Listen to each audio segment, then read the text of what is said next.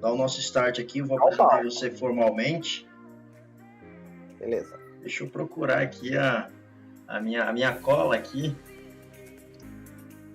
Então, antes de mais nada, meus amores, pessoas lindas do meu coração, eu quero fazê-los todos bem-vindos, dizer que para mim é uma felicidade ter vocês por aqui, principalmente hoje quem está recebendo aqui presença ilustre no nosso curso, né? E que para a gente é tão difícil, né, ter alguém de fora conversando conosco aqui, trocando uma ideia, trocando experiências, e para mim é uma felicidade poder proporcionar isso para vocês, né? Mas principalmente eu gostaria de começar agradecendo a gentileza fantástica do Leonardo Bugg de estar aqui conosco hoje. E eu já queria aproveitar para recomendar. Quando é a tua. Não, eu vou abrir um espaço para o teu jabá e aí eu não te corto mais. Tá bom? Então, deixa eu começar apresentando. Senhoras e senhores, apresento para vocês Leonardo Bugg, mestre em design pela Universidade Federal do Pernambuco, né? Especialista em gestão pela Fundação Dom Cabral. Opa, aí, ó, essa é de grife, hein, Dom Cabral? Fundador da Tipos do Acaso, primeira Digital Type Foundry nordestina, do Laboratório de Impressos do LTA e do LTC e de alguns cursos de design. Autor de vários livros, um deles, o Mecotipo, que eu recomendo para vocês, está com a edição nova agora lá na Serifa Fina. Tá? Fica a dica, eu já comprei o meu semana passada. Referência no ensino de design brasileiro. Atualmente é professor do curso de design da Universidade Federal do Ceará, é isso? Conselheiro da DG Brasil e editor da Serifa Fina e Estereográfica. Senhoras e senhores, com vocês, Leonardo Bugg. Muito obrigado, galera. Boa tarde a todo mundo. É um prazer imenso estar aqui com vocês. Eu acho assim fundamental que a gente possa criar espaços para fazer essas trocas. Fico assim realmente emocionado e muito satisfeito em poder estar participando disso, desse bate-papo com vocês. Tá? Pettini, muito obrigado pelo convite. Toda vez que vocês chamarem aí, eu vou me esforçar ao máximo em atender da melhor maneira. Certo? Tá bom. Deixa o recado aí da tua live, do Mecotipo, que está acontecendo, que dias da semana você está fazendo. Legal. Então pronto, vamos começar, Doro. Vamos começar com o momento jabá. Galera, começar pelo serviço. A gente está nesse momento de confinamento, né? A gente decidiu publicar conteúdos do Mecotipo, né, que Pettini já falou sobre esse livro, que é o meu primeiro livro, já escrevi alguns, mas esse foi o meu primeiro livro. Eu tenho um carinho muito especial com ele, não só pelo fato de ter sido o primeiro, mas por ter sido uma das experiências, e a primeira experiência editorial de âmbito coletivo, da qual participei. Na verdade, eu catalisei esse livro. A segunda edição dele, que já está encerrando, já está acabando, ela foi produzida, ela foi materializada graças a um financiamento coletivo, né? E o Mecotipo, ele trata de um método de ensino de desenho tipográfico, de um método de ensino de desenho coletivo, né?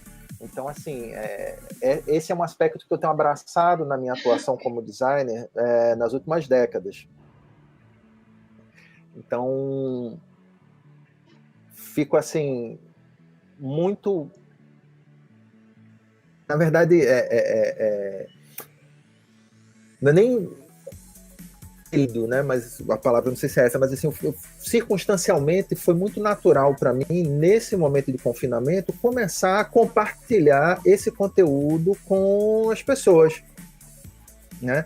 Porque eu percebia que as pessoas me pediam muito uma versão digital do livro, e eu não tinha como resolver isso no momento em que o livro estava numa crescente de vendas muito grande do livro impresso, porque não conseguiam, e é uma edição conjunta, não conseguiam dar conta de resolver isso. Então, nesse momento de confinamento, a gente começou a abrir lives, toda quinta-feira, às 4 horas da tarde, no meu perfil lá, @bug_tipos do acaso. No Instagram tem feito lives e publicado resumos. Curtam esses resumos, salvem lá. Já temos 3 lives, ou seja, 3 resumos no ar.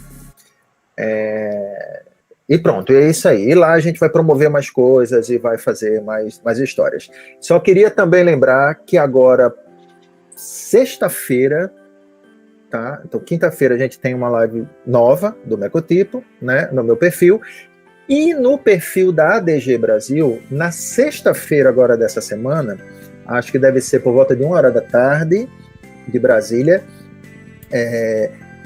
na sexta-feira a gente vai promover uma iniciativa muito dentro desse espírito, né? De buscar amenizar, né, o juízo, ou relaxar e divertir a galera e tornar essa fase mais fácil da gente passar, né, mais confortável, essa fase de confinamento. A ADG está fazendo a mesma coisa, né? A ADG está, nesse momento, funcionando como hub de projetos de design. Então, qualquer um de vocês que tenha algum projeto de design com o intuito de facilitar a vida das pessoas nessa fase de confinamento, pode mandar para mim ou diretamente para qualquer canal da ADG. A gente está reunindo isso e fazendo lives, apresentando e promovendo esses projetos. Tá? Tem uma pergunta aqui, Bug. Peraí, qual é a pergunta? Vai. É da Roberta, da aluna egressa, tá, então, do design. A Roberta, aluna egressa, faz lettering no Instagram, que eu já vi. Tá bem legal o trabalho dela. E ela pergunta o seguinte: o que tu quis dizer com método de desenho coletivo? Boa pergunta. Então, a gente busca, né, o Mecotipo é o primeiro método de ensino de desenho de typeface genuinamente brasileiro, tá? E a gente busca, com esse método, derrubar o máximo possível das resistências que possam existir, tanto de infraestrutura quanto de saberes, que as instituições de ensino possam enfrentar para implantar disciplinas ou práticas de desenho de fontes em seus currículos, certo? Um dos aspectos que a gente abraçou muito fortemente foi o trabalho coletivo. Então, a gente, através do Mecotipo, a gente provoca grupos de alunos a produzirem juntos uma única fonte. Né? Show. Então, é um método coletivo por conta disso. Né? Um método de desenho coletivo, porque efetivamente as pessoas desenham em grupo. Né? Existem atividades e experiências que são isoladas, né, que as pessoas fazem individualmente, mas existem várias, e o exercício principal proposto pelo Mecotipo é coletivo. Mas, de um modo geral, a minha percepção é que, na maioria das vezes, um projeto tipográfico ele é um trabalho coletivo, porque o melhor resultado ele vai surgir da interação de várias pessoas ao redor de um trabalho, não é isso? Muitas vezes sim, né? Quando você tem type foundries que possuem equipes de desenvolvimento, existe uma troca. Então, não é incomum que num projeto de uma fonte, vários designers botem a mão, né? Na parte do desenho especificamente, né? Mas também não é incomum a existência de foundries de uma pessoa só.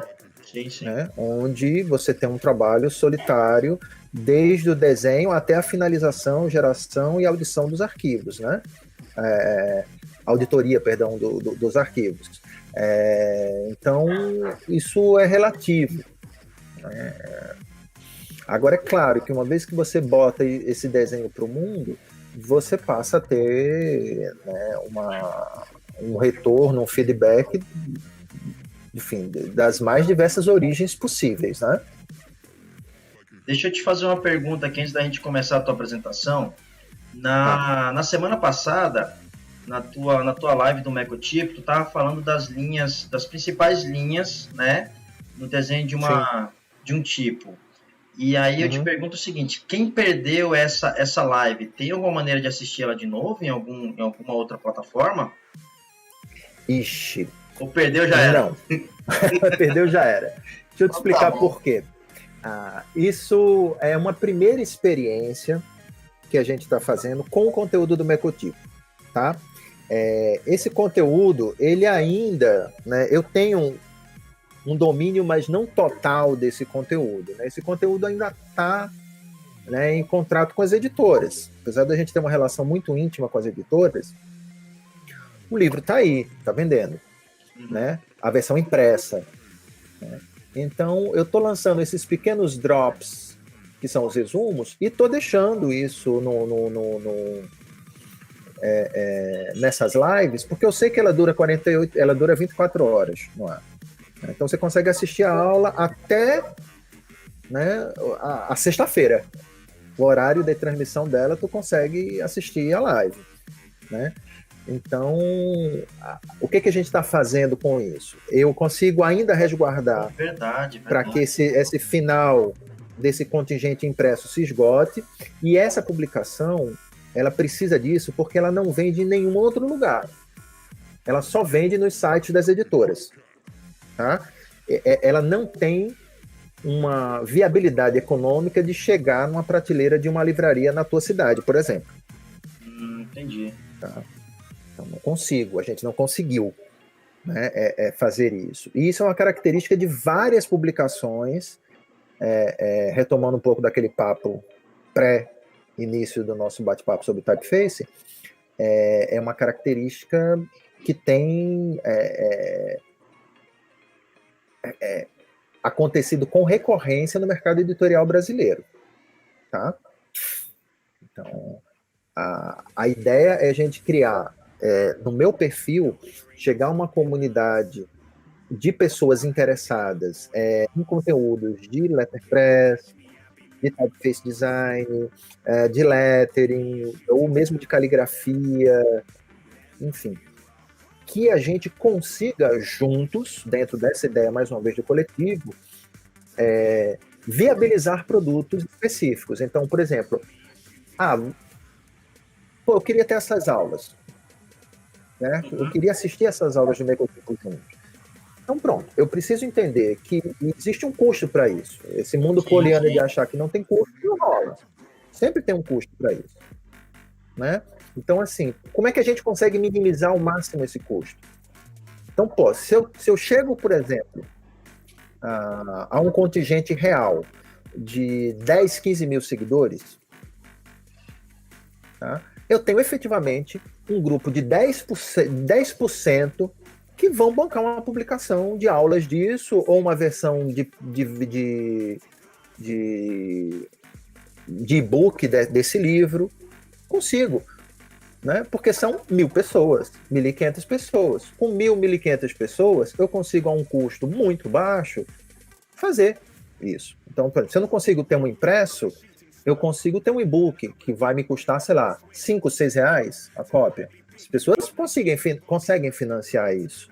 Verdade. Né? A saída, né, de uma adaptação de um conteúdo, eu contratar um designer legal, remunerar honestamente esse designer ou essa equipe de design para fazer a conversão do impresso para o e-book.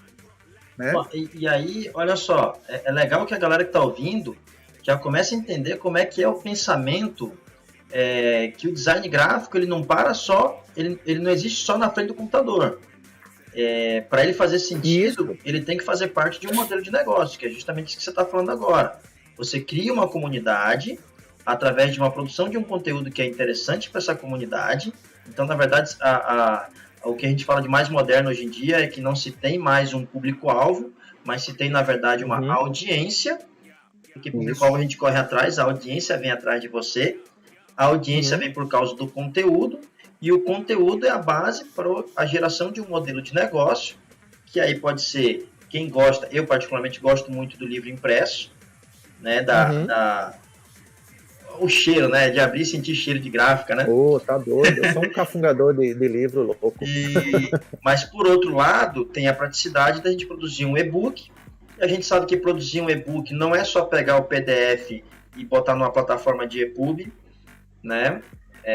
Tem que haver uma adaptação, e o bacana de um e-book é ele permanecer atual, né? Porque a gente consegue fazer atualizações nesse e-book e atualizando o conteúdo, inclusive colocando referências novas e tal, né? Isso. E isso demanda tempo, esforço, dinheiro e o mais legal, demanda serviço de design. Né? Exato, porque a gente enquanto consumidores, a gente não se dá conta, a gente pode até ouvir, quem está aí conectado nessa transmissão pode achar estranho, pô, mas eu queria de graça, fulano dá de graça, ciclano dá de graça, a gente sempre quer isso, né? Mas a gente tem que entender que a gente, como designer, a gente também é produtor de conteúdo. Então, assim, se por um lado você quer consumir de graça, como é que você vai exercer a tua profissão se ninguém está disposto a te remunerar? Exatamente. É paradoxal, né? Então, o que a gente busca? Como é que a gente encara esse paradoxo? Como é que a gente tenta resolver essa equação? Dispersando, pulverizando o custo dessa operação. Quem recebe o valor correto, justo. E, se possível, vai encher as bufas de dinheiro. Ótimo, fique rico. Vamos ficar ricos, designers. Dinheiro não é problema. Dinheiro quase sempre é solução, né?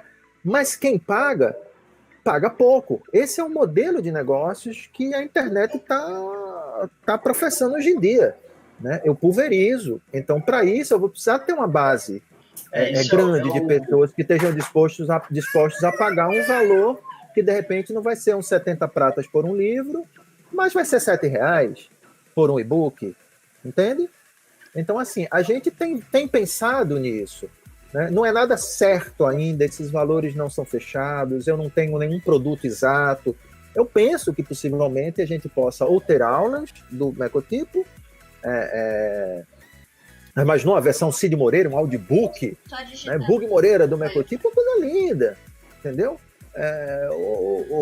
Ou aulas em vídeo, ou um EPUB, sei lá, velho. Né? E-book, deixa eu só... Aqui a Roberta perguntou como é que ela faz para ficar sabendo das novidades do teu trabalho. Pessoal, no final da live eu vou colocar na descrição as redes sociais do Bug. Tem lá Bug Tipos do Acaso no Instagram. Tu tem canal no YouTube, Bug? Tenho não. Ó, fica a dica, hein? A Banzai já tem canal no YouTube. Vamos devagarzinho. E aí, pessoal, atenção, apresentação na tela. Bug. Vamos nessa, vamos começar. Tá contigo agora. Vai falando passo a passo. Maravilha. Pettini pediu que a gente falasse das relações do desenho tipográfico e do lettering com a prática do design gráfico, tá? Então, eu vou começar aqui com umas definições super simplórias que eu trouxe para tipografia e para lettering, para ilustrar o papo da gente hoje à tarde, tá?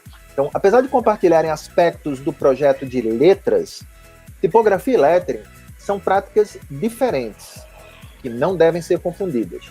Tipografia é uma tecnologia de reprodução de textos que implica, dentre outras coisas, no arranjo de tipos para serem impressos e ou usados em meio digital. Já lettering é um método empregado para se desenhar predominantemente palavras em meio físico e ou digital. Então, isso daí já dá uma distinção bastante significativa, essas duas definições, do que é tipografia e do que é lettering, né? Em tipografia, eu estou me apoiando em tipos, né? Em arranjo de tipos, para conceituar isso de uma maneira mais breve. né? E lettering eu estou mapeando em desenho. Né? Vamos lá. Essas duas imagens e o visual não determina. O visual não determina se uma coisa é tipografia ou lettering. Principalmente porque a grande ferramenta do fazer design hoje em dia é o que a gente chama de computador. Aplicativos que estão inseridos nessas plataformas de projeto, né, nessas ferramentas de projeto, são, por sua vez, ferramentas que simulam, que emulam um monte de característica, um monte de técnica do fazer design ao longo da história. Inclusive propõem, né, estéticas novas, mas assim, não dá para você hoje em dia olhar uma peça e dizer, isso aí é tipografia, ou isso daí é lettering, ou isso é caligrafia. Não dá.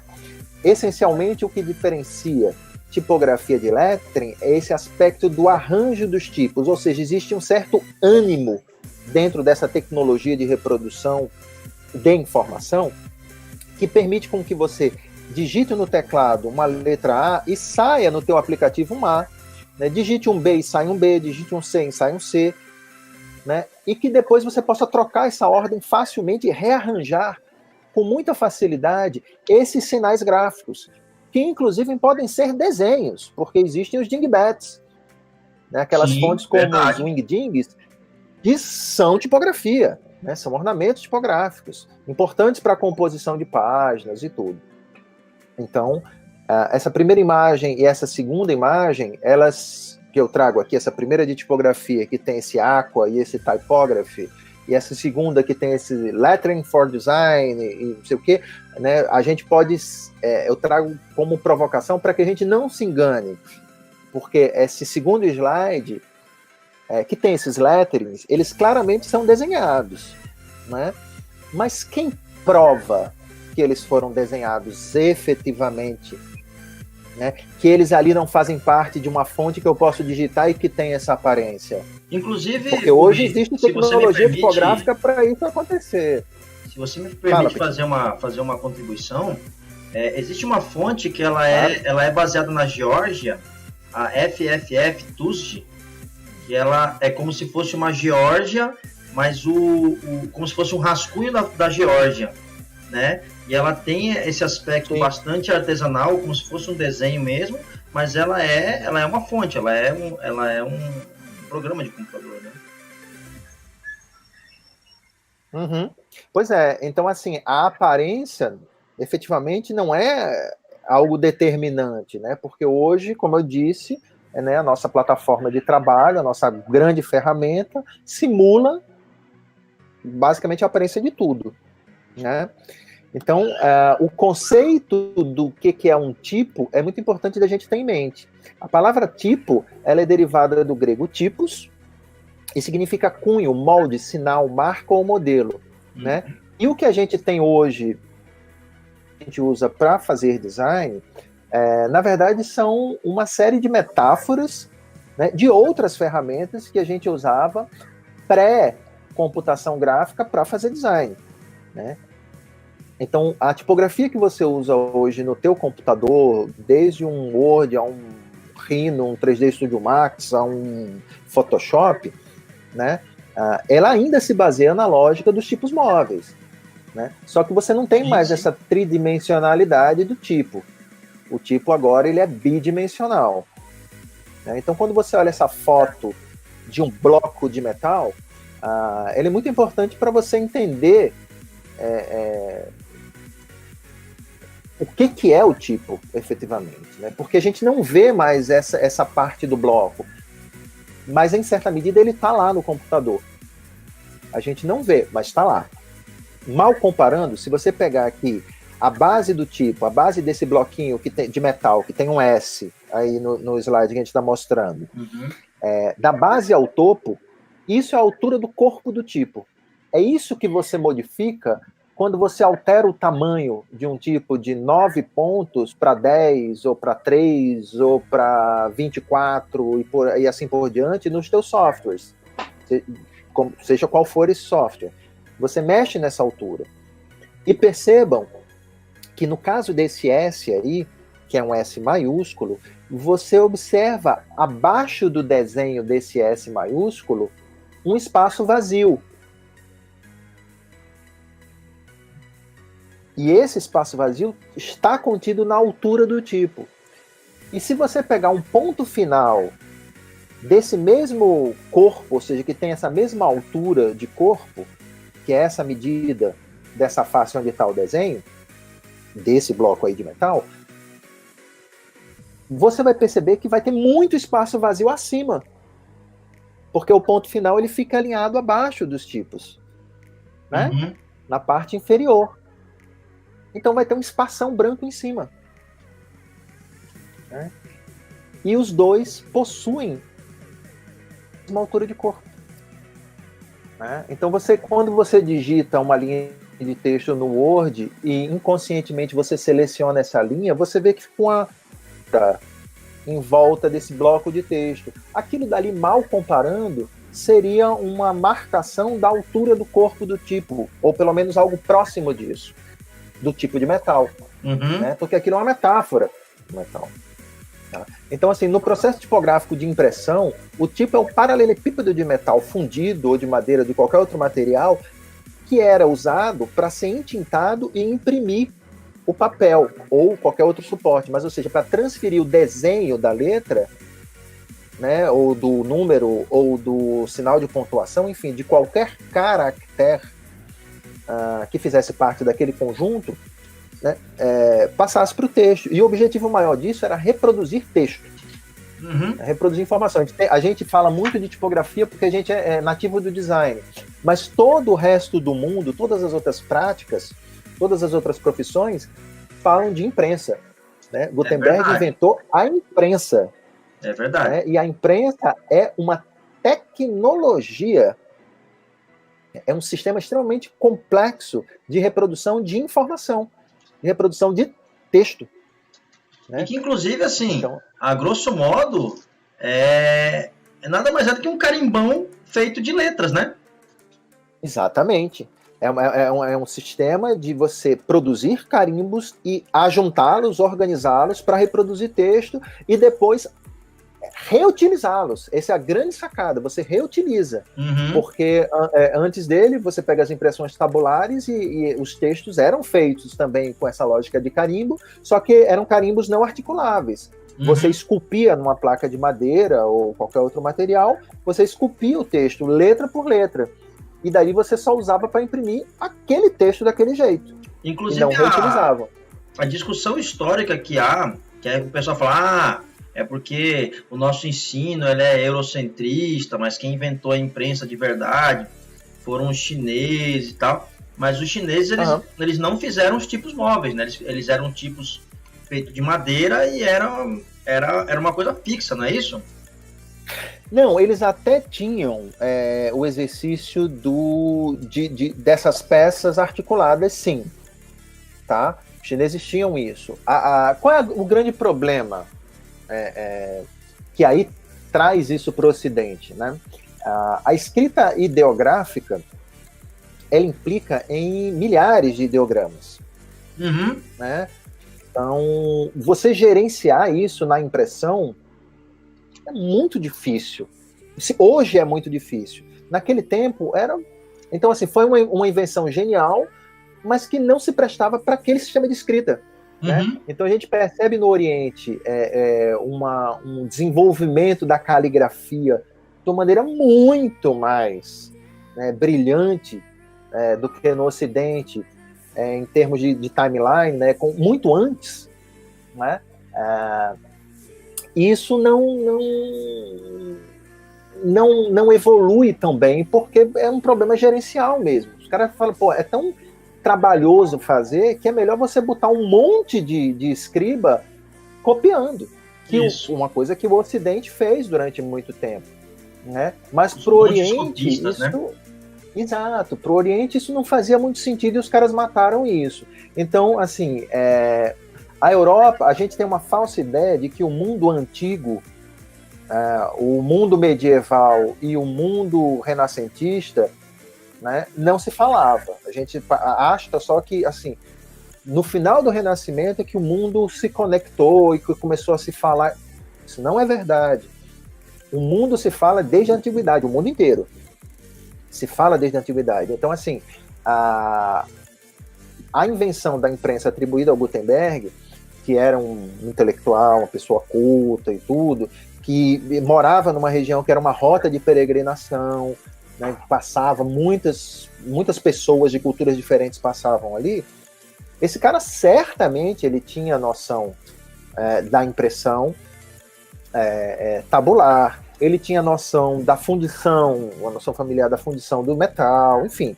Ele simplesmente conseguiu ajuntar uma série de conhecimentos e inventar a imprensa. A grande contribuição significativa dele é a invenção do molde articulado para fundir tipo um móvel, né? Mas isso aí vale para uma outra live, né? Vai entrar já muito em história. Mas, enfim, voltando para o tipo, a gente tem isso desenvolvendo na Europa porque era muito propício, né? O alfabeto latino é genial, e não é à toa que é o alfabeto mais usado no planeta, porque é muito simples. Você tem 26 caracteres que basicamente reproduzem praticamente todo tipo de som. Verdade. Né? O peruano consegue praticamente, ou grande, eu não vou dizer isso praticamente, deixa eu retirar o que eu disse. Grande parte dos sons das línguas que a gente conhece.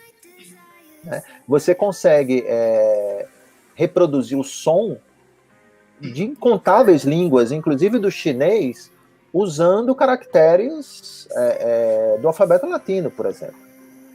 Né? Com grande êxito. Uhum. O som você consegue. Né? Os dicionários, né, quando trazem as coisas para português, por exemplo, usam esse recurso. Dicionário inglês-português. Português-inglês. Sim. Ele fala a palavra em inglês com os fonemas, né? Inclusive, então quando a gente junta as 26 letras com os diacríticos, fica completo, né? Exatamente, as articulações. O português, a nossa língua-mãe, né, o português, sobretudo o português brasileiro, ele tem uma flexão de som absurda, né? Não é à toa que é uma das línguas mais difíceis de se falar, né? É bastante complexa. Os nativos não falam direito, né? Mas vamos lá, vamos seguir em frente aqui. Vamos seguir. Certo? Então a importância é entender que a tipografia, a grande diferencial, é a articulação desses elementinhos aí, são os tipos móveis, né? Que quando você traz para um ambiente digital, a gente está falando de tipos digitais. Tá? Então, assim, do que isso serve a um designer? Né? Qual é a importância dessas coisas para um designer? Né? Vamos lá. Numa primeira visão, no primeiro momento, a gente precisa entender que essa invenção da imprensa, né, feita pelo Gutenberg, que é o que a gente em inglês vai chamar de... se a gente olhar só para o lado tecnológico, a gente vai falar de letterpress, né? Impressão com tipos móveis, enfim, printing press, sei lá, alguma coisa assim, tá? Mas, quando ele faz isso, ele desenvolve também algo que a gente não se dá muita conta às vezes, que é o typography. Ou seja, o arranjo estético coordenado dessas formas de letra num suporte, num papel. Ou seja, o cara desenvolve, e aí qual era a grande vedete da informação naquele momento? O livro impresso, que já existia, repito, mas existia como impressão tabular. Ele desenvolve isso, ele desenvolve uma maneira de reproduzir um livro muito mais barato, que inicialmente, inclusive, copia o livro caligrafado, né? Que era o livro mais rápido de se fazer do que o livro tabular, porque era um livro, o livro tabular ele tinha uma qualidade baixa, né? E a valorização daquela sociedade na época era do trabalho manual, do fazer caligráfico. Aquilo era o belo, aquilo era o culturalmente interessante. Ouvia muito a impressão dos livros xilografados, porque não se tinha um valor comercial interessante para ele. E a gente precisa entender que os livros desse tempo eram assim, nossa, coisas absurdamente caras. Na época, inclusive, o preço de um livro ele custava o preço de uma propriedade. É como se hoje a gente vendesse uma fazenda para comprar um livro. né? E tinham livros que tinham adornos folhados a ouro, né? As iluminuras. Era realmente, o livro era uma obra de arte, né? Antes da prensa tipográfica. Assim, como eu gosto de dizer, era como se você tivesse um unicórnio, né? Então vamos lá, seguindo. Vamos lá. Então você tem essa ideia dos livros, né? Revistas e jornais, seja impressos ou virtuais, né? Tudo isso é tipografia, isso é typography. Então é importante você ter os conceitos de tipografia, porque basicamente toda e qualquer informação impressa, né, envolve tipografia. E vou mais, se você andar, né, no próximo slide, todos os apps, todas as telas, todo tipo de interação que a gente vai ter basicamente usa tipografia. Se você entender tipografia como typography, porque em português tipografia é uma palavra polissêmica que a gente do design tende a associar ao desenho de tipos, que é o typeface design. Mas em outras línguas, se você me permite uma observação, pessoal, na apostila que eu escrevi sobre o assunto, tá lá. A gente tem tipografia, a prática da criação de tipos, né? Que em inglês seria o type design, e a gente tem a tipografia, a composição tipográfica de mensagens, e isso está lá na apostila para vocês, esses dois significados. Esse que é o polissêmico que o Bug fala aí. E aí, curiosidade, não por acaso nas redes sociais, quando é apresentado para você algum material nas redes sociais, é chamado de impressão também, né? O número de impressões é uma métrica de redes sociais que a gente acompanha. Verdade. Bem lembrado, Pettini. Quando você entende a tipografia como sendo typography, ou seja, é a articulação de texto e imagem, né, você vai entender isso muito melhor quando você falar de design editorial. Que seria, né, a grafia com tipos, né? Typo e graph, né? Typograph. Seria a grafia com tipos, a escrita com tipos reutilizáveis. Isso, precisamente isso. Então, assim, quando você passa a ter esse entendimento, basicamente, você assume que a tipografia é a disciplina mãe do design gráfico. Sim, perfeitamente. Né? Porque a essência da tipografia é a diagramação, é o arranjo da informação escrita histórica, que já vem na gênese da tipografia pensada, né, nos livros iluminados renascentistas. Né? Então, assim, já desde do invento da impressão. Né? Então, assim, Então, quando você para pensar, ela cria o design gráfico, né? A reprodução da informação impressa em série, né? na chamada escala industrial. Né? Então, entender de tipografia, para mim, é muito mais importante para design gráfico do que entender de semiótica, por exemplo. Ela, na minha opinião, é a nossa mãe legítima, puro sangue do design gráfico. A professora Emônia é uma lente tremeu, né? A professora Emônia tremeu. Muitos tremem. A professora Emônia, ela é professora de semiótica e ela está aqui maravilhada com o uso da palavra polissêmico. Mas, enfim, eu entendo isso. Eu entendo a tipografia como uma lente com a qual você pode olhar, né, toda a prática do design, não só do design gráfico. Sim. Então, assim, eu entendo que isso é importante para um designer gráfico contemporâneo, entender de tipografia por conta disso. E entender de lettering, a gente pode avançar para o próximo slide, entender de lettering é importante para que a gente possa não fazer, mas contratar melhor e entender um certo limite que propositadamente está colocado aqui nesse primeiro lettering, que é o Modern Child, do Herb Lubalin. É um lettering clássico para uma revista que ele fez, né? Que, entendam, parece ser tipografia e um arranjo tipográfico, mas não é lettering. tá? Mais uma vez, esquece a aparência e vai para a tecnologia, vai para a razão de como a coisa está sendo feita. É como se fosse um logotipo. Isso, né? Esse Modern Child é uma ilustração genial. É uma ilustração textual. Ela leva ao limite exato, que é diferente de você. Eu vou desenhar uma mãe e uma criança. Então você, sabe, desenha uma criancinha com letrinhas, faz um sorrisinho, Não, isso é um grau de sutileza que provoca a inteligência do leitor de uma maneira Então isso daí já vem com uma carga de atenção, né, gigante para o leitor, né? Vai além de uma literalidade.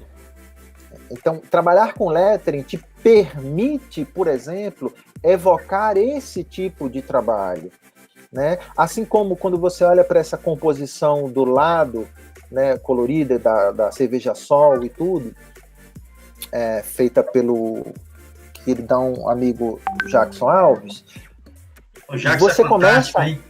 É um gênio, cara. O cara é demais. Assim. Quando tu olha para isso, né, você traz toda uma carga histórica, né, muito facilmente através do desenho de letras. Você traz para o trabalho. Né? Então você traz outros significados. Quando você veste a letra com estilos de desenhos diferentes, você traz isso. E o lettering te permite, muitos autores de lettering vão dizer, o lettering permite uma customização total de uma peça. Hoje a tipografia te permite uma customização muito avançada. Não vou falar de uma customização total, mas te permite, através dos interlocks, dos recursos de OpenType, te permite muita coisa. Tá? Então isso não é mais uma prerrogativa própria do lettering. Tá? Inclusive, a gente tem fontes com desenhos alternativos, né? Letras com 2, 3 desenhos. Nossa, hoje em dia tá muito legal. Deixa eu fazer uma observação que acaba de se juntar aqui conosco, nossa audiência. Né? Também temos mais uma presença VIP hoje aqui na nossa audiência, que é o professor doutor Almir Pacheco, professor da Universidade Federal do Amazonas. Está curtindo com a gente aqui. Seja muito bem-vindo, professor Almir. Se o senhor quiser contribuir com alguma pergunta fantástica aqui para o Bug responder, é só deixar aí nos comentários que eu coloco no ar. Tá bom, professor? Muito obrigado pela sua presença. Então vamos lá, Bug. Continuando. Próxima página? Não. Vamos lá. Não, deixa eu só fechar ainda aqui essa página. Então, assim, eu acho que o lettering ele tem esse poder, e o lettering ele vai te permitir, talvez, sem que você tenha que gerar um conjunto maior de caracteres, um arquivo de fonte, ele vai te responder uma necessidade de comunicação mais particular, né? Então, em certa medida, ele é muito mais rápido, porque ele para no desenho, né? Ele parou no desenho, que pode ser vetorial, que pode não ser vetorial, pode ser pintado à mão e depois digitalizado, ou feito, não interessa, mas ele para ali, né? E a tipografia não. A tipografia ela demanda uma programação de computador mesmo. Sim, né? Sim. A gente usa tanto para gerar arquivos de fontes, softwares que são compiladores de fontes, como o Glyphs, por exemplo, que é o software do momento hoje em dia. Tá? Então, a programação é que vai trazer essa inteligência de composição e de arranjo ao artefato tipográfico, que é o arquivo de fonte. Hoje em dia, o OpenType é o arquivo, basicamente, que resolve a demanda de todas as plataformas, praticamente. Ok? Então, é importante... Eu acredito que seja importante entender de tipografia e de lettering por conta dessas duas searas de aspectos que eu trouxe aqui. Se você me permite uma pergunta, Bug. Passa, por favor. Já que você está falando da importância da tipografia e do lettering, eu vou te fazer uma provocação. Porque a tipografia ela surge como uma expressão padronizada da caligrafia. Como é que tu enxerga a contribuição do conhecimento eu não digo saber fazer a caligrafia, mas conhecer de caligrafia para a produção de letterings e tipografias? Como é que você enxerga essa interação? Eu continuo, apesar do mecotipo não apresentar a necessidade do saber caligráfico para que você comece a desenhar, e repito, a gente fez deliberadamente o método assim para que ele possa tomar partido de facilidades, tá? O máximo possível. Então a gente dribla, né, essa necessidade que é algo praticamente imposto por vários programas de ensino de typeface design pelo mundo, várias obras, vários livros, vários autores. A gente corta isso e a gente, com um excelente grau de sucesso, propor um método introdutório muito legal, tá? Mesmo com essa característica, a gente não deixa de falar no mecotipo da importância da caligrafia. Como você bem colocou, Pettini, muito do desenho de typeface é herdado da caligrafia, né? Então, assim, é muito importante saber caligrafia. Eu seria um typeface designer que sofreria muito menos se eu soubesse caligrafar. E é uma vergonha, minha caligrafia é pífia. Né? Então, eu tive que compensar de outro jeito, mas todos que caligrafam, eu percebo, todos os meus colegas têm um trabalho muito menos sofrido, né? Então, assim, isso é muito bom. Inclusive, porque, você tem uma dúvida... Inclusive, sobre a influência da caligrafia no lettering e na tipografia, fica aí a referência que você falou antes do Jackson Alves, né? Claro, a técnica dele é impecável. E ele criou uma fonte muito interessante para planejamento. Ele criou uma fraturada muito interessante para planejamento de letterings. E para quem está aprendendo caligrafia com recursos de OpenType, cara, ficou muito legal o trabalho que ele fez. Eu me lembro depois de deixar linkado aqui na descrição do vídeo o Behance dele, dessa fonte, tá? Sem dúvida, o cara enfim, é um monstro, cara, vale muito a pena. Sigam lá que o cara é demais. E é gente finíssima, assim, é um doce de criatura, é uma generosidade ímpar também, vale muito a pena. Bom, e aí agora eu vou começar a mostrar alguns exemplos a pedido do professor Pettini. Ele falou, ilustra a aula a tua fala com os teus exemplos. Eu digo, beleza, então vamos lá. Tá? Esse primeiro slide aqui, a gente tem duas publicações relativamente recentes que a gente fez. Tá? Eu tenho à esquerda da tela aqui a revista Lingote, que é uma revista digital, uma revista que só saiu digital, é a revista do nosso laboratório. Então, assim, o saber, ela tá lá no ISO, depois eu mando o link aí para vocês verem. A gente tá com números atrasadíssimos, só tem o primeiro colocado lá, desculpa aí, galera, mas a gente vai botar os outros. Ela traz uma provocação que ela busca conectar o máximo possível a aparência da página com o conteúdo dessa página. Né? Então, realmente, a gente busca respeitar, né, o que a matéria fala, amplificar o conteúdo, a voz dessa matéria, graficamente. Então, essa revista tem essa característica. Gente, essa palavra lingote que está aqui é um lettering feito para a cabeça da revista. Com módulo, só com quadrado e triângulo, tá? Só por curiosidade. Quadradinho e triangulinho, quadradinho e triangulinho. No mecotipo, inclusive, fala sobre isso, né? A repetição desses elementos, né? E como é que a partir dessa repetição desses objetos visuais vai surgindo aí a família tipográfica, né? Isso.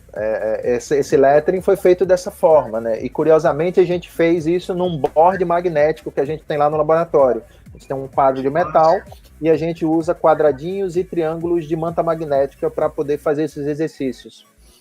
Toda vez que eu dou essa disciplina no laboratório, a disciplina de introdução ao desenho tipográfico, né, através do mecotipo, a gente usa esse artefato. Depois eu mando imagens quando a gente voltar da quarentena para vocês. Bom, próxima imagem. Ao lado, a gente tem o mecotipo, que a gente já tem falado aqui bastante, né? Ele também né, ele é uma peça que a gente não usou lettering, né, nele, mas a gente provocou ao extremo o uso da tipografia. A estrutura de informação do livro é muito complexa, né? O livro ele é dividido em 3 partes essencialmente, né? Uma que trata dos parâmetros metodológicos do método, ou seja, como basicamente os facilitadores que vão utilizar esse método devem. A segunda parte é uma sequência de exercícios, que a gente chama de parâmetros práticos, uma sequência de exercícios propostas pelo método, né? Com um detalhamento bem direitinho deles e tudo. E a terceira parte é um compêndio, ou seja, é todo o material de aula que a gente usa no método. E é exatamente esse material que a gente está colocando nessas lives, né? Que a gente está apresentando nas lives, tá? É lá no meu perfil do Instagram, no bug_tipos do acaso. Então, assim, essa característica desses parâmetros, né, é extremamente intrincada porque existe um sistema de avaliação próprio que a gente criou para o método, né? Então, é um sistema que te permite avaliar objetivamente, assim, por que você tirou, sei lá, por exemplo, 7,73 no seu trabalho. O método consegue te responder objetivamente isso, se isso for necessário, tá? Ou parar numa avaliação de conceitos. Então, ele é bem flexível, mas é extremamente... Isso gera uma hierarquia de informação no livro muito complexa. Eu não consegui achar nenhum colega que tivesse feito um projeto com um grau de complexidade de hierarquia de informação grande, tão grande quanto o do Mecotipo, para me ajudar na época a fazer o Mecotipo. Então, a gente, para poder esse livro acontecer, a gente teve que ter uma família tipográfica de alta complexidade, com vários recursos, com small caps, com old style numbers, com tabular old style numbers, com line figures, com alternates, com uma sequência de palavrões gigantes que eu posso estar falando aqui a tarde inteira, mas foram 2 famílias da Type Foundry, Typefolio, que é uma das principais Type Foundries brasileiras, também recomendo demais olhar o trabalho de Marconi Lima, tá aí pertinho de vocês, Professor é um gênio do typeface design brasileiro, tá? Esse livro só aconteceu porque a gente tinha a Pétala e a Adrienne nesse livro. Sem essas typefaces, esse livro seria graficamente impossível. E é engraçado falar isso, né? Porque, assim, se eu não tivesse uma família tipográfica com muitos recursos técnicos, muitos mesmo, né? Uma coisa à beira enfim, da loucura, assim, esse livro não aconteceria, cara. Esse livro vai perceber que tem um apuro muito grande, a gente foi muito chato com isso, né? Eu levei ao extremo isso, e efetivamente ele tem uma série de camadas, um grau de hierarquia que é muito grande na estrutura de navegação do livro. Então, isso só foi possível graças ao entendimento mais avançado de tipografia. Eu poderia dizer assim, é quase como se fosse, pelo que eu pude, eu ainda não recebi essa versão nova, né? Eu tenho uma cópia da versão antiga, e quando eu pensei em comprar o antigo, eu não tinha mais à venda. E... Não conta pro autor, não, tá pirateado. Não, tô pagando a dívida. Não tenham pessoas, não tenham a cópia. Não, mas a cópia tá só comigo. Mas que é o seguinte, o que a gente pode perceber aqui, vou só linkar um livro no outro. É uma aplicação prática do que a gente vê dos conceitos lá do Robert Brinkhurst no Elementos do Estilo Tipográfico. A primeira edição é uma paródia ao Elementos do Estilo Tipográfico, né? Com provocações gráficas puramente estéticas.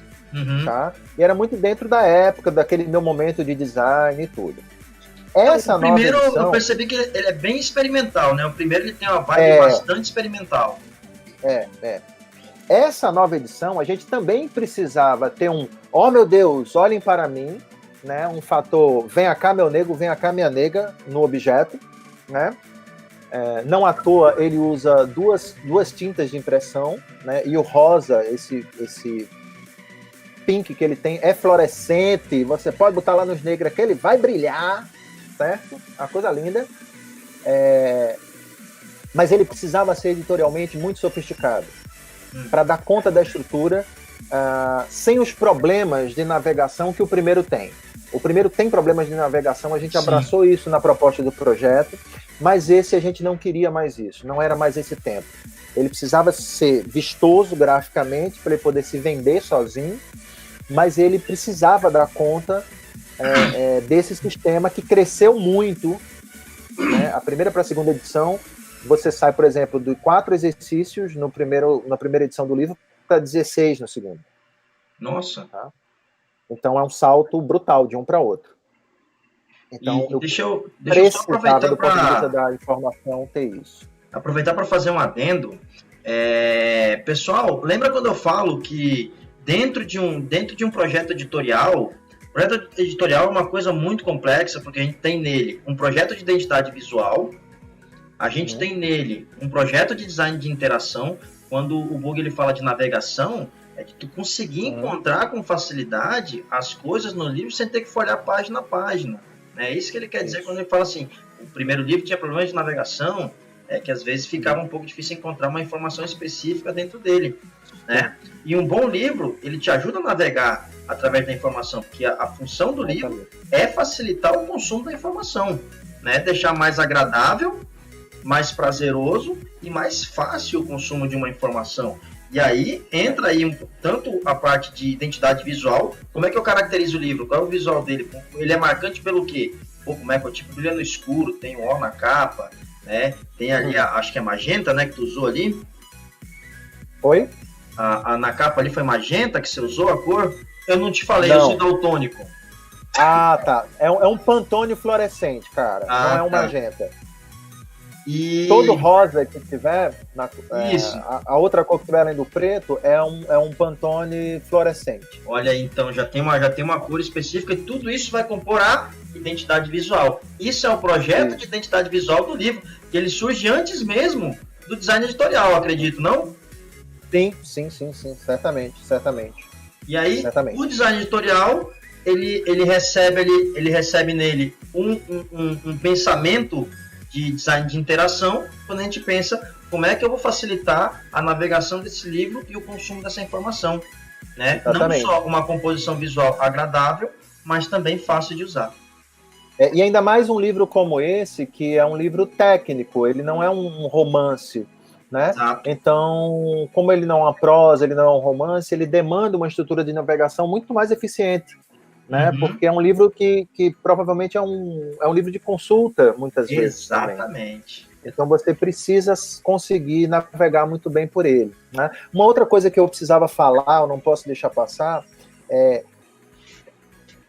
esse reto gráfico que a gente está falando tanto do Mecotipo, ele é produto de um trabalho coletivo, ele não é meu, tá? Eu sou o diretor de criação da história, mas ele foi feito a várias mãos, como vocês vão poder ver na ficha técnica do livro, tá bom? Vamos adiante. Próxima página, vamos lá. Fazer tipográfico agora. 2 typefaces aí, né, para mostrar que a gente não parou nos anos 90. Mostrar aqui só rapidinho, marcar a presença aqui. Temos o professor Charles aqui conosco. Seja bem-vindo, professor Charles. Opa! Professor de design editorial, inclusive. Maravilha. Rapaz, tá tendo alguma bagunça aqui fora de casa, vai ter uma zoada aí, espero que não atrapalhe muito. Vamos lá. Vamos lá. Aí tem 2 fontes que a gente fez, já com fontes mais recentes, já tem mais de 10 anos as duas. Acho que a Lia é um pouco mais velha e a Fatwood é um pouquinho mais nova. Mas a Lia, eu gosto de dizer que é o seguinte, acaba que é músico, né? Faz composições para ganhar as gatinhas e coisa e tal, né? A gente que é designer, faz design.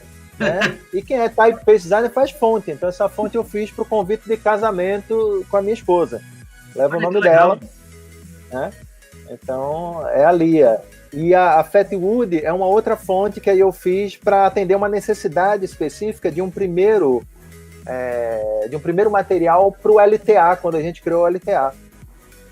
Então, quando a gente criou o Laboratório de Tipografia do Agreste, lá na UFPE em Caruaru, a gente precisava ter uma peça gráfica com impacto, que lembrasse aquelas publicidades vitorianas e tudo. Uhum. E aí a gente estava com dificuldade, eu precisava de muitos caracteres e tudo. Eu falei, quer saber de uma coisa? Vamos fazer uma typeface. E a gente fez a fonte.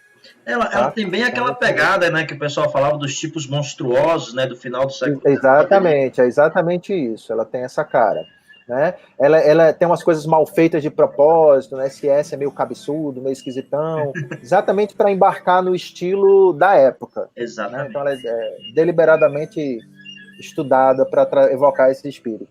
E pessoal, quando eu falo tipos monstruosos, eu não falo isso em forma de depreciação, não, tá? É porque é como o pessoal mais purista chamava na época do século XIX, que tinha no final do século XIX tinha muita experimentação, principalmente pela ascensão da propaganda, né? Surge o capitalismo com a Revolução Industrial, a gente precisa vender as coisas, precisamos de anúncios impactantes, então a gente precisa começar a criar agora tipos que têm uma necessidade de gerar um impacto visual maior, e aí surgem tipos, entre aspas, monstruosos. Então a gente veio de uns exemplos de design editorial, passamos para uns exemplos de typeface, ou seja, 2 projetos de complexidade já razoáveis, né, 2 naturezas de projetos, e talvez coisas que, sobretudo, o typeface design não seja tão comum, né, na formação geral dos designers gráficos. Mas a gente vai para o próximo slide e a gente entra em identidade visual. Uhum. Né? Então a gente tem 2 apresentações do que a gente costuma chamar de marcas, né? Aqui são 2 marcas para dois empreendimentos diferentes que a gente fez no passado. A gente tem o Nanai Resort e Spa e a gente tem a Intelipar. Né? O Nanai é um hotel, né, na costa de Pernambuco, né, um resort de luxo. Tá? Esse já é o redesign dele, essa é a segunda identidade visual que a gente...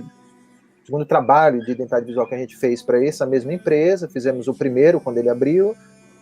Esse cliente me acompanhou durante décadas. Recentemente, coisa de 2 anos, me convidaram para fazer a terceira, né, ajuste, mas a gente não chegou num acordo e eu não sei como tá. Mas, enfim, nesse caso aqui, a gente tem um trabalho de lettering. Uhum. Né? Essa palavra Nanai foi feita custom para... né, a identidade visual específica do resort. Né? Então isso traz uma particularidade, traz, né, um valor que é fácil de um cliente perceber e falar, olha, cara, só você vai ter essa letra não existe em nenhum outro computador. O cara já pira o cabeção. Né? Sim, e propositadamente a gente nem gera uma fonte através disso, que é para impedir, né, que isso seja disseminado. Essa foi a estratégia que eu adoto quando eu faço um lettering para uma identidade visual.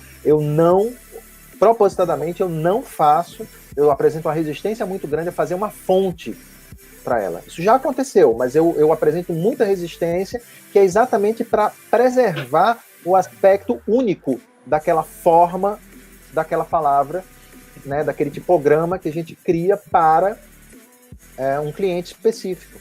Né? Então isso dá um valor muito grande. Inclusive, eu compartilho do teu pensamento. Quando a gente vai na internet, é muito comum a gente ver, número 1, logotipos a partir de fontes existentes. Isso. E na paleta tipográfica, ele cita a fonte do logotipo. Isso. O que, de certa forma, destrói o propósito do logotipo, que é ser uma escrita particularizada. Particularizada, né? Exatamente. E aí é o ponto que eu até criei um mantra, né? Que eu também dou aula de identidade visual, eu criei um mantra. A fonte do logotipo não é paleta tipográfica. E o ideal é que nem tivesse uma fonte do logotipo, né? Isso. Mas assim, fonte do logotipo não é paleta tipográfica. A gente precisa, no mínimo, haver a partir de tipos existentes customizados, pelo menos, né? Que é o que eu falo para eles assim, se você só escrever um nome com uma fonte legal, isso não é um logotipo, isso é uma palavra escrita com um tipo. Né? Um logotipo precisa ter algo particular. Que assim, não é que você não possa usar, mas você vai ter mais dificuldade se você usar. Sem sombra de dúvida, porque é uma forma banal. Você está querendo inserir conteúdo, né, dar significado a uma forma que é popular, que é banal, que qualquer pessoa pode usar. Exato. Então isso que gera uma dificuldade maior, principalmente para uma empresa que está começando, que tem um budget menor, que tem uma grana pequena, os caras estão fazendo uma proposta, né, se colocando no mercado, isso gera dificuldades. Tem uma pergunta e a gente aqui busca sobre o teu logotipo gerar facilidades, né? Tem uma pergunta sobre o teu logotipo da Intelipar, da Roberta. Ele fala assim, ó, a Intelipar tem uma estrutura diferente. O símbolo está em uma posição diferente acima do logotipo e alinhado à esquerda. Tem algum motivo específico para isso? Normalmente o pessoal coloca alinhado no centro, né? No caso teu, ele está alinhado para a esquerda. Tem algum motivo específico, alguma explicação? Ó, nesse caso específico, a ideia era frisar, era destacar a palavra par, que era a ideia de que os clientes entendessem que ela era uma parceira, ela era o seu par perfeito, né? Me contrata que eu sou legal. Então é uma informação subliminar, né? É uma decisão estética, né? A gente trabalha com essa diferença de pesos muito grande, né?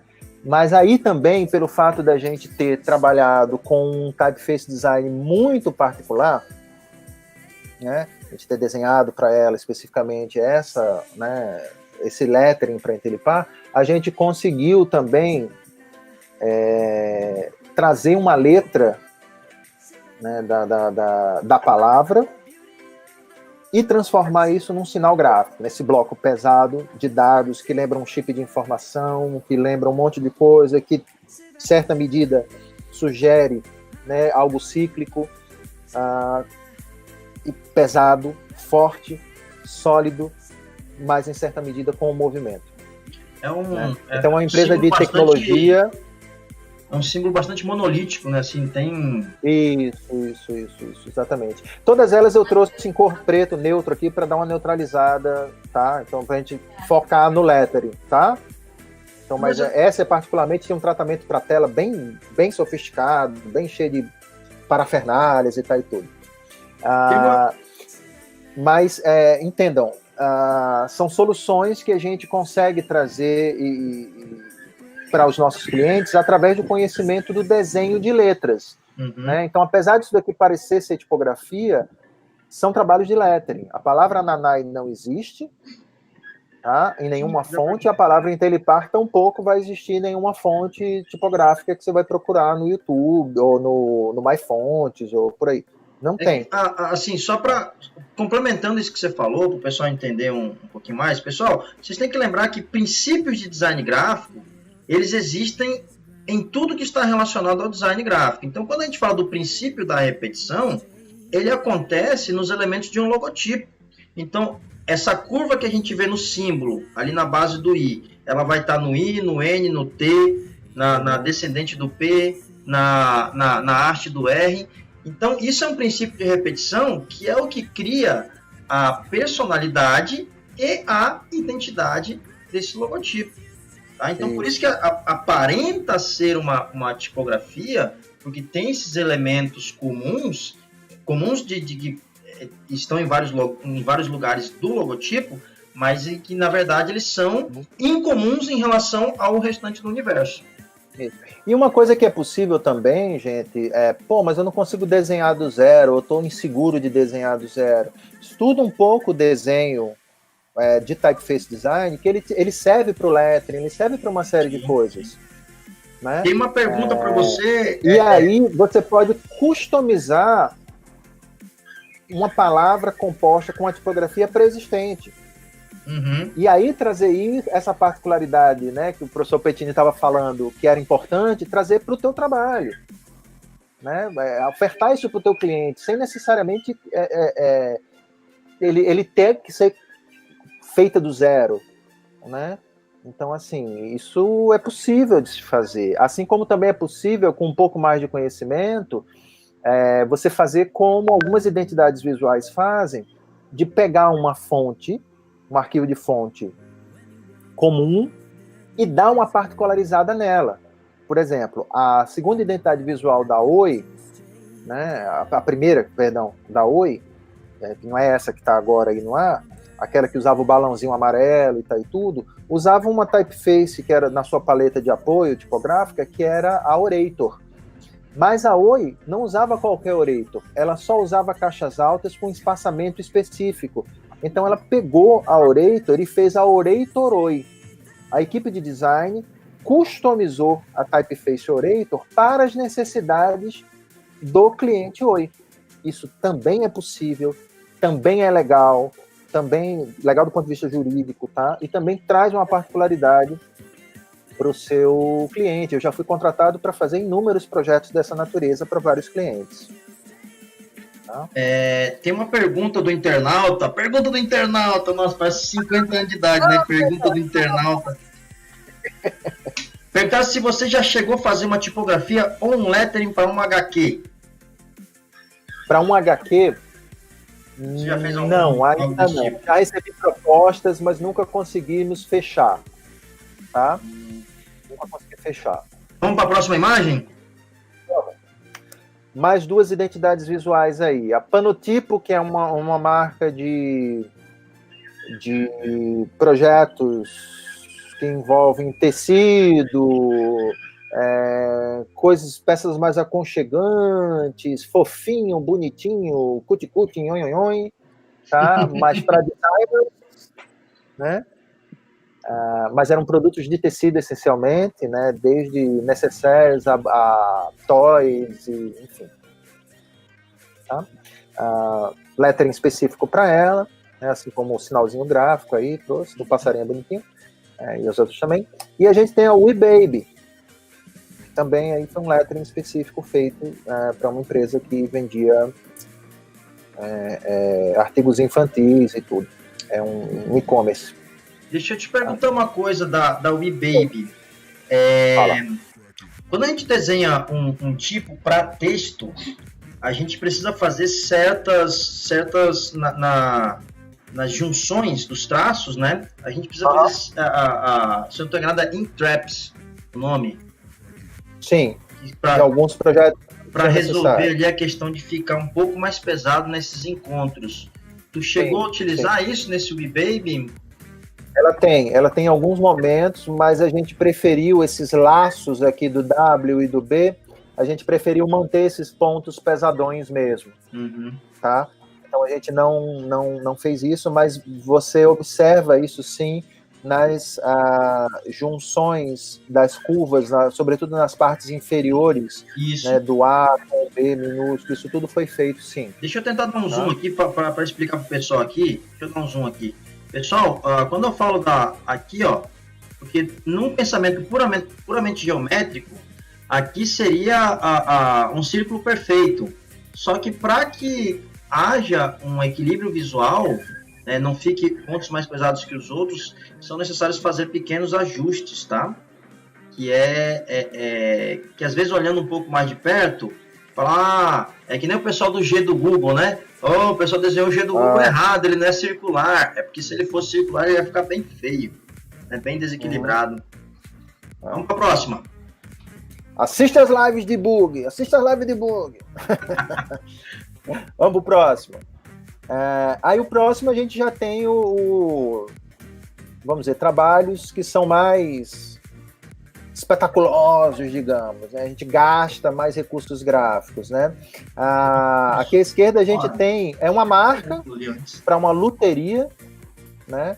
Eu não sou a favor do menos é mais, eu acho que isso é uma visão do milênio passado, eu acho que a gente pode tudo, eu prefiro inclusive a formação do design de Chicago do que de Basel, mas enfim, acho que tudo pode com a tecnologia de hoje, a gente, né, depende muito do que o cliente precisa. Então, assim, acho que é importante a gente entender as necessidades de cada cliente.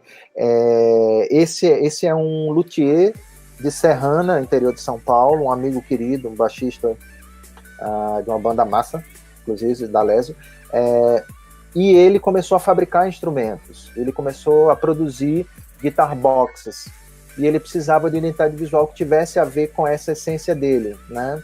Esses instrumentos mais diferentes, experimentais, que lembrasse aquela coisa, né, do design das caixas de cigarro, ou de charuto, perdão. E isso tem muito a ver com a era vitoriana, né, com aquelas profusões de formas e tudo. Então a gente fez uma coisa limítrofe, essa é a proposta, ele é apresentado quase que sempre assim colorido, e tem opções mais simplistas, mais sintéticas, mas ela é uma marca que traz elementos visuais carregados. E ele tem tudo a ver porque o serviço de luthieria, ele é um serviço bastante artesanal, né? Então a gente consegue transmitir essa artesanalidade através da assinatura visual. Sem sombra de dúvida. Do lado, a gente tem aí já um pôster feito para Riso Tropical Fortaleza, uma gráfica que trabalha com riso, né, com risografia, e aí é uma coisa mais freestyle mesmo. A gente, né, fez de presente para os caras. Então... Isso é mais efêmero, né? Ou não? Total. Isso não é marca, né? A gente tem a marca Trampo. Trampo é a marca do coletivo de arte que eu tenho com os amigos aqui em Fortaleza. Efêmero, pessoal, é assim, é mais temporário, não é uma coisa... Quando o Strunk fala que uma boa identidade visual, ela tem o princípio da contemporaneidade, que é permanecer atual ao longo do tempo, aqui não, aqui já é um trabalho que ele é para uma época específica e que depois passa, é isso mesmo? Eu coloquei os dois, um do lado do outro, como também mais como provocação, porque o Ciodone Luteria é uma marca, ele é usada como tal. Não, eu tô falando do Euriso, que talvez, ele é uma ilustração, o Euriso. Isso. É uma ilustração, é um lettering ornamental, digamos assim. Ele não tem a pretensão de ser usada como uma marca nunca, né? Isso. Então, assim, mas em termos de carga de elementos visuais, eles são muito parecidos. Ah, sim. Né? São elementos com uma profusão muito grande, com cores, com efeitos, enfim. Né? Mais uma vez, o próximo slide, e aí eu também... Isso aí foi um lettering que a gente fez para Serifa Fina, para um adesivo que a gente fez, que era o Letter Lovers. Né? A gente fez isso para levar para o stand da Serifa em um dos dias tipos, eu acho que em 2015, alguma coisa assim, ou 2014. E aí também um lettering ornamental, né? Para promover, passa uma mensagem, mas é para promover a Serifa, né? Ele é para ser lindo, na verdade, né? Ele é para ser impactante. E a gente fez um azul metálico sobre um laranja fluorescente, né? Era um tapa na cara mesmo. Assim. É que no digital ele não consegue transmitir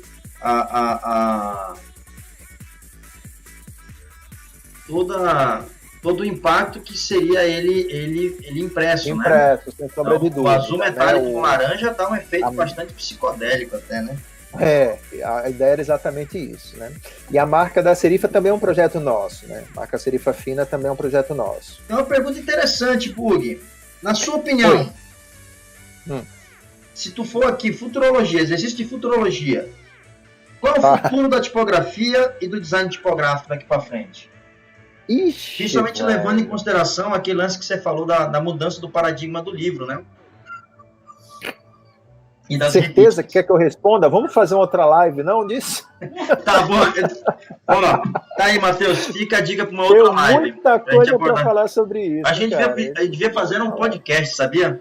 A gente junta aí tô dentro. O pessoal para fazer um podcast legal sobre esse assunto. Matheus vai lá na live. Isso aí vai ser aí o assunto do futuro podcast. Vamos para a próxima. Pô, lindão esse, hein? A próxima é a peça que eu fiz para a exposição de 30 anos da ADG, que rolou agora, final do ano passado, em Curitiba, né, com a Bienal da ADG. Né? Então a gente fez uma provocação sobre o Brasil, né, o tema Brasil, Brasil claro, moderno aqui a gente tem que ver e os limpo. detalhes, cara. Os detalhes fazem Essa toda a peça, diferença. cara, ela originalmente nem cabe aqui na tela, me abrindo os braços. Ela tem quase 2 metros de largura, né? E 1 metro e todo. Ela é muito, muito detalhada. Né? Eu não sei se o Paulo está online. O Paulo Correia, ele estava fazendo um trabalho de embalagem. Eu falei para ele, o teu lettering, ele queria fazer um lettering mais estilo retrô, né? Que tem bem a ver com isso que você fez aqui. Eu falei, tá faltando uns refinamentos, tá faltando ali, uns detalhezinhos, aquelas linhas mais vitorianas. E aí, é exatamente isso aqui que eu queria dizer. Ele tem... A imagem não deixa mostrar, né? Mas, tá como um bitmap, né? Mas dá pra ver. Quando você aumenta, ele é feito para rodar, que assim, não dava para botar no material de aula uma resolução muito pesada. Sim, né? sim. Não, mas dá para ter uma ideia. Dá para ter uma ideia. Essa palavra limpo aí não é minha, ela foi feita pelos meus filhos, Miguel e Valentina. A Valentina apareceu mais cedo aqui. E a ideia era exata. Esse limpo, originalmente, ele é verniz em cima da peça. E o dourar, tudo que você está vendo aí nos ornamentos, caramba, que é meio um amarelo velho, que eu não vi. É dourado, né? Uhum. Então isso é sobre um papel bege, e a provocação é isso, né? Claro, aí você usa uma letra fat face, escura, né? Uhum. Moderno, velho, e limpo, uma letra suja, né? E aí, pessoal... um retrato do nosso país. Pessoal, eu queria que vocês mentalizassem a riqueza de acabamentos que o Bug está citando e fizessem um link disso com as aulas do professor Charles de produção gráfica. A importância de você entender o processo gráfico não só para a produção, mas como base para a criatividade. Tá bom? Então vamos para a próxima. E chegando aqui na próxima, é uma primeira peça que nos últimos anos é o que eu tenho me dedicado mais, né? Como eu disse, eu vejo a tipografia como uma lente sobre a qual eu consigo olhar o design. Uhum. Então, eu nunca aceitei essa bidimensionalidade como um limite para o meu trabalho, né? Então, essa é uma peça que a gente fez, é um lettering que a gente fez para uma ação, e aí tem um vídeo no YouTube, depois eu boto aí o link para vocês também, que explica esse projeto. É uma ação de autoafirmação em torno do design cearense, né, fortalezense. Show. Esse lettering foi feito, a gente produziu uma oficina aberta ao público para ensinar primoroso, né? as pessoas a usarem pico, a ampliar. Como é que se amplia? Né? Como é que se amplia sem um plotter de corte? Como é que se faz as coisas? A gente ensinou tudo isso, né? E fizemos essa peça Fortaleza Tem Design, junto com uma instalação com um vídeo, que eu vou botar depois o link para vocês, explicando o que é exatamente essa peça, como a gente trouxe isso à vida, né? Como a gente pretendeu mobilizar as pessoas, os fortalezenses, em torno do design, né? Então a gente imprimia também ao lado, fizemos uma instalação numa galeria de arte, inicialmente. O plano era colocar em locais públicos desse lettering, né? Instalar e fazer várias versões dele, várias edições dele. Essa daí que vocês estão vendo na foto, atualmente a gente doou para a Universidade Federal do Ceará. Ela está próxima à entrada do Laboratório de Tipografia do Ceará, e a gente doou para o nosso Departamento de Arquitetura, Urbanismo e Design. E essa imagem aqui é a gente instalando, você tem uma ideia da tridimensionalidade dela. Ela é toda sacada da parede em planos distintos.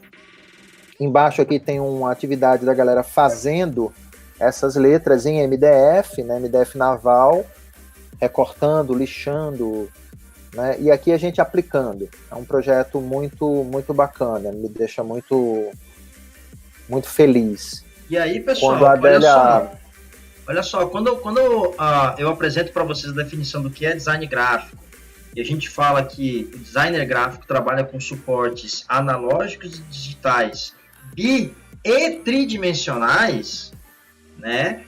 Esse trabalho ele expressa muito isso, porque ele abraça o tridimensional como parte do projeto. Isso. Né? E são várias tecnologias. A gente entra e sai do computador como entra e sai de uma serra tico-tico, de um lápis, de qualquer coisa. Exatamente, que é o analógico e o digital, né? A gente está usando aí um data show para projetar na parede. Volta um pouquinho para o anterior, Léo, por favor. A gente usa um data show para projetar a imagem, né, na parede, para localizar sim, onde fisicamente a gente vai botar a peça. Entendeu? Sim, sim. E sabe o que é mais legal? Essa tecnologia do data show, eu já vi o pessoal usando. Não tem aqueles letristas? O pessoal que abre letra em parede, e aí eles fazem à mão o lettering, fotografa, joga no data show e usa o data show para fazer na parede. Muito legal essa. A galera de arte urbana tem usado muito, né? Mas a gente não usou esse recurso para ampliar originalmente as letras, né? Mas para poder posicionar, né, no local certo, né? Várias técnicas para produzir isso, e a peça está lá hoje em dia, lá doada. E a última peça que está no próximo slide é também uma provocação em relação a isso. É um lettering também, e aí já uma peça... isso. Inclusive está à venda, não tá? Esse Fortaleza tem design? Não.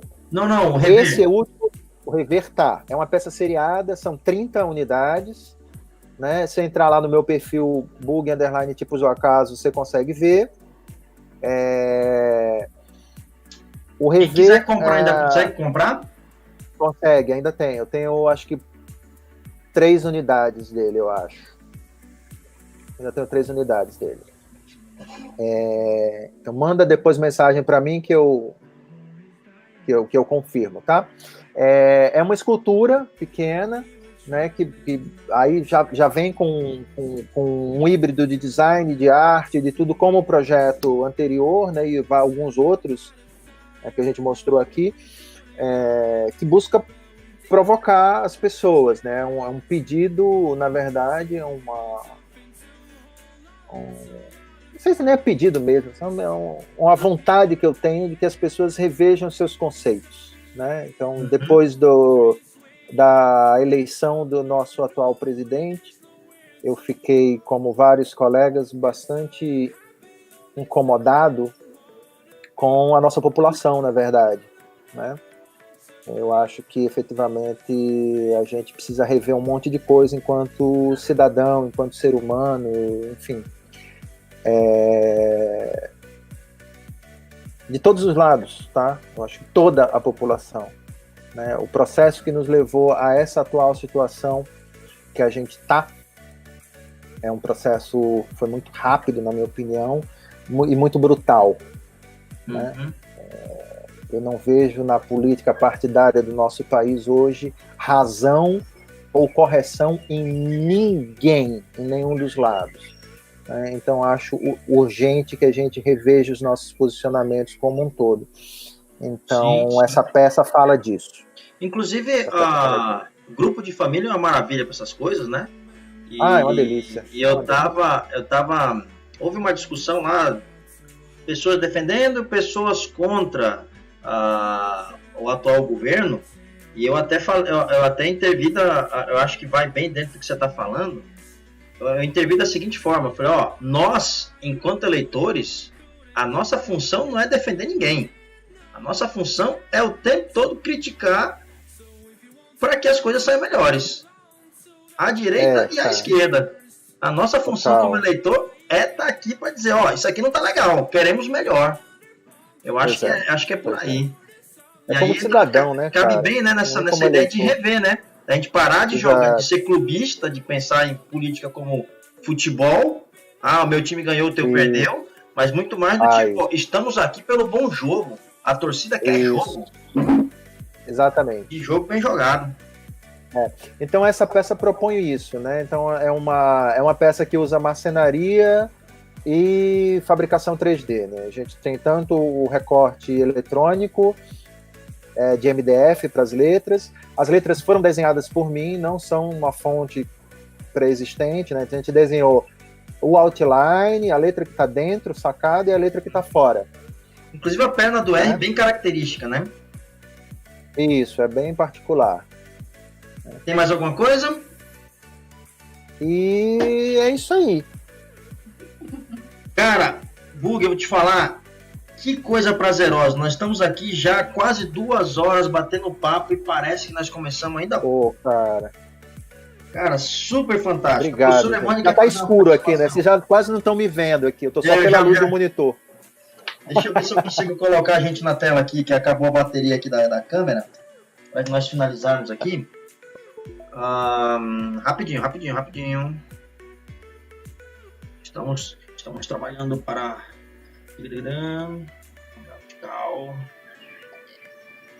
Se não for, vai só o áudio mesmo. Não, já vai entrar. Já funciona, peraí. Live shot. Pra gente finalizar todo mundo junto aqui, vai ser bonitinho. Opa, vamos sim. Vamos tá botando aí, galera. Me segue lá no Instagram. Deixa ele fazer o jabá ali. Vamos aumentar a nossa comunidade lá. Mandem suas sugestões de produtos, de interações e de tudo. A gente precisa, eu acho que esse momento que a gente está é muito legal para a gente poder rever, né, pegando o link da última peça, rever o nosso convívio social, né? Então, olá! Vamos lá. A gente poderia, né, fazer isso tanto, né, velho? Há tanto tempo atrás a gente podia ter feito isso, né? Então, sim, vamos correr, né, e recuperar esse tempo perdido, fazer interações mais interessantes, com mais frequência. Eu acho que é o primeiro passo, nisso, né? A gente conseguir conversar mais. É o que eu falo. Não basta apenas tu ser bom no que tu faz. Eu acho que, além de tu ser bom no que tu faz, tu tem que deixar o teu entorno mais bom, né? Melhor, né? O teu talento tem que impactar positivamente não só o teu trabalho, mas a vida das pessoas ao teu redor. E nesse sentido, cara, eu quero te agradecer de coração, Bug, porque assim, pra gente é tão difícil, cara, ter alguém do teu calibre para falar com a gente. Nossa, eu tô emocionado. A última vez que nós tivemos alguém aqui foi o Fábio, né? O Fábio Hag, mas já tem o quê? 2 anos já? Tem. Fez 2 anos agora, a última vez que a gente trouxe alguém, uma presença de fora para trocar uma ideia, para fazer esse intercâmbio. E eu espero que a gente possa fazer mais vezes isso daí, quem sabe talvez nos próximos sobre algum assunto mais específico. Cara, sempre o que vocês precisarem para fazer ponte com os amigos, as pessoas são muito generosas na nossa área, isso é muito bom. A gente precisa manter esse contato para fazer essa informação chegar e conectar as pessoas. Eu tenho um amigo querido no Rio, que é o Léo Ayer. Ele fala uma coisa muito bonita, assim. Ele diz Só tem Leonardo, né? Só tem Leonardo, né? É um clã. Ele fala que a gente faz design para fazer as pessoas felizes. Né? Caraca, é o que eu falo na sala de aula. É o que eu, cara, então, é o que eu falo na sala de aula. Meu irmão, design é sobre tornar a vida das pessoas mais feliz. Exatamente. Então, assim, isso é muito, muito significativo mesmo, cara. E acho que as primeiras pessoas que a gente deve entender que a gente precisa ajudar somos nós mesmos, enquanto designers. Exatamente, né? Enquanto a categoria, nossa comunidade é muito relegada, a gente fica num limbo, porque para muita gente, a gente não é grupo social, a gente não é eleitor, você não tem nenhum deputado, nenhum vereador designer, você não tem nada, a gente não é minoria, a gente não é nada, cara. A gente não aparece em nenhum gráfico, a gente não... Então, assim, a gente tem uma carência muito grande de tudo e a gente não se dá conta disso. Então, a gente precisa realmente conversar mais, a gente precisa realmente trocar mais e vocês vão descobrir que as pessoas são muito, na nossa área, são muito generosas e carentes de fazer essa troca que a gente acabou de fazer aqui. Eu fiquei muito satisfeito Agradeço demais aí, Petini, pelo convite. Toda vez que vocês chamarem, eu tô aí. Então vamos lá, vamos só. A professora Mãe tem um recado. Sim, rapidinho. Bug, muito obrigada por tudo, foi legal conhecer um pouco mais do teu trabalho. É diferente quando a gente conversa com alguém que escreveu do que só continuar lá no livro, né? É diferente. Muito obrigada em nome da instituição, da FAMETRE, dos alunos. Ela é coordenadora do curso. Eu acho que o Leonardo não falou Ela é isso. chefe. O chefe 2 vezes, né? Chefe 2 vezes, em casa e no trabalho. Mas assim, muito obrigada, foi maravilhoso, eu espero que os alunos tenham gostado. E o que eu queria complementar especificamente para os alunos, é o seguinte: mais tarde eu vou colocar no grupo dos representantes uma fichinha, que é um relatório da live, que aí quem participou hoje, acompanhou, vai relatar 30 linhas só, e aí eu vou dar horas complementares para vocês, tá bom? Beijinho. Vamos fechar aqui fazendo o serviço. Bug, fala de novo da tua live, quando é, qual é o assunto, onde te encontrar, qual é o sinal de fumaça, qual é o endereço, onde é que vende o livro, qual é o site, manda o serviço todo. Maravilha. Tenho focado muito agora minhas ações, nesse momento, no Instagram, no Bug _ Tipos do Acaso. Vou deixar no link, tá? Vou deixar na descrição. Vocês conseguem contato comigo por lá, respondo tudo por lá. Se está interessado no meu ecotipo, vai para o www.serifafina.com.br. No site da Estereográfica está esgotado, não tem mais. Você só vai encontrar no site da Serifafina. E a nossa live vai ser agora quinta-feira, às 16 horas. Tá, da gente aqui. Tem um timerzinho lá, acho que ainda está no stories. Acrescenta lá para você não perder. Curte as postagens anteriores, dá uma olhada e dá uma vista. A gente sabe que tem colocado o resumo das lives em slides nas postagens do feed. Sim, inclusive das linhas lá da tipografia já está lá, já está postado, viu, gente? Isso, tá tudo lá. Tá bom? E se tiver qualquer dúvida, eu respondo lá pelo Insta mesmo, ou não, na postagem ou em privado. Tanto faz. Então, Bug, eu queria finalizar agradecendo de coração. Muito obrigado de verdade, cara, pela sua contribuição. E eu queria dizer também para os alunos que, pessoal, ainda nessa sexta-feira a gente vai ter o Daniel, nosso ex-aluno, falando sobre roteiro e mercado, né? Para o mercado de HQs e storytelling, e que tipografia tem tudo a ver, gente, porque você trabalha com lettering aí na produção das HQs, das capas, dos logotipos de super-heróis e por aí vai, e a gente está aqui nessa vibe de cada vez mais trazer conteúdo interessante para vocês, tá bom? Então é isso, Bug. Eu participo, hein? Eu quero. Me chama aí, que eu quero assistir.